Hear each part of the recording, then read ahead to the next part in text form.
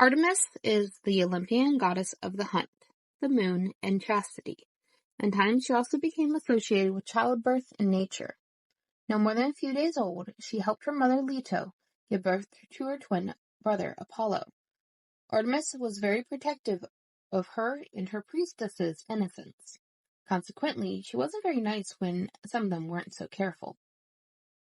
Even though Plato says the name Artemis is related to her virginity and the ancient Greek word for unharmed or pure, we now know that its origin was undoubtedly different and possibly even Persian.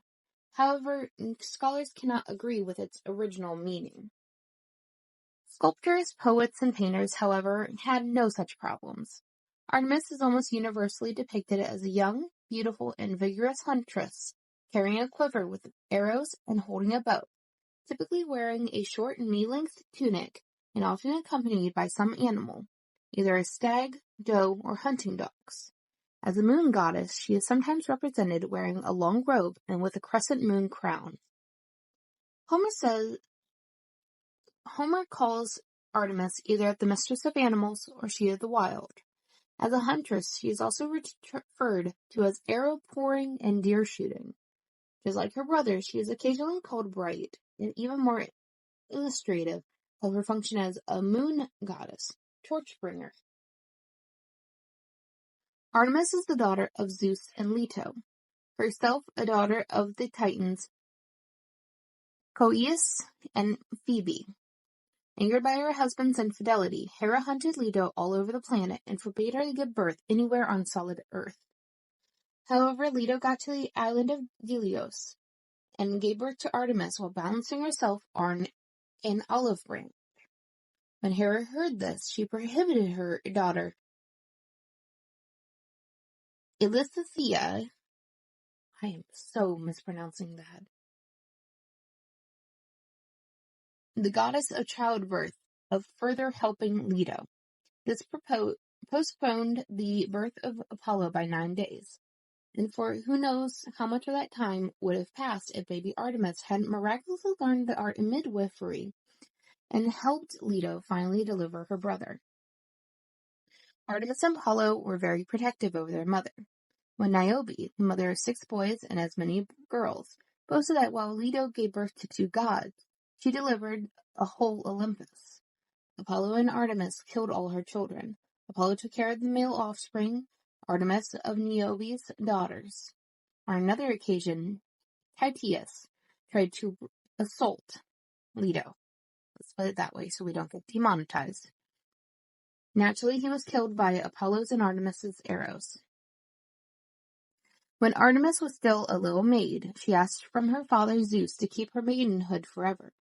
So, just like Athena and Hestia, she remained chaste for eternity, and she guarded this vow even more vigorously than them. For an example, when the hunter Actaeon saw her bathing naked, she transformed him into a stag and set his hounds about him.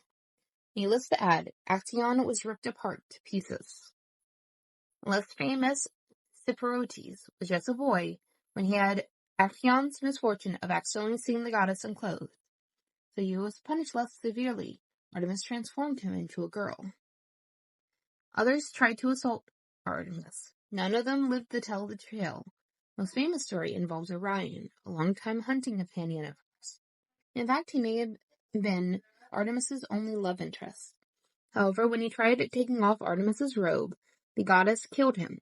Others say that Orion was actually killed by a scorpion sent by Gaia, or by Apollo's arrow. The gods merely tried to keep Artemis's virginity intact, the only time she couldn't.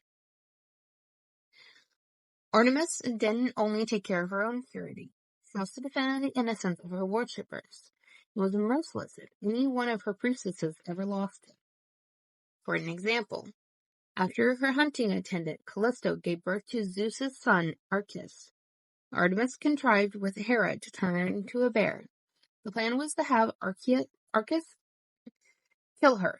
However, just as this was about to happen, Zeus placed both of them into the heavens as constellations Ursa Major and Ursa Minor. Just as she punished the transgressors of the sacred vow, Artemis rewarded those who kept it. so as to devote herself to a chaste life. Hippolytus scorned Aphrodite, after which the goddess of love made his stepmother fall in love with him. This set about a chain of events that led to Hippolytus' death. However, Artemis called upon Asclepius and resurrected Hippolytus as a new man, and who subsequently ruled in Italy under the name of Rebibius. Hi, Hermes. Hi, baby boy. Good kitty. In the case of Iphigenia, Artemis substituted the girl with a deer, just as Iphigenia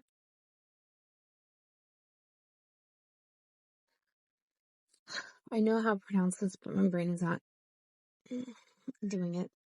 Was about to be sacrificed by her father, Agamemnon. Afterwards, she took Iphigenia with her to Taurus and made her a priestess of her cult. One common misconception about Artemis is that she is a goddess of fertility. While she did eventually become associated with childbirth, her primary roles were that of the hunt, moon, and the chastity. She was not typically invoked in matters of fertility, as there were other goddesses, such as Demeter and Aphrodite, who were more commonly associated with this aspect of life. An intriguing yet often overlooked fact about Artemis is her association with the Amazons, a legendary tribe of warrior women. Some ancient sources suggest that Artemis was the patron goddess of these fierce fighters, providing them with strength and guidance in battle. This connection further emphasizes Artemis's empowering role as a protector of women and her embodiment of female independence. Another little-known fact about Artemis is her connection to the ancient city of Ephesus, located in modern-day Turkey. The Temple of Artemis in Ephesus, one of the 7 wonders of the ancient world, was a magnificent structure dedicated to her worship. This temple not only served as a place of worship, but also a sanctuary for those seeking refuge, showcasing another aspect of Artemis's protective nature.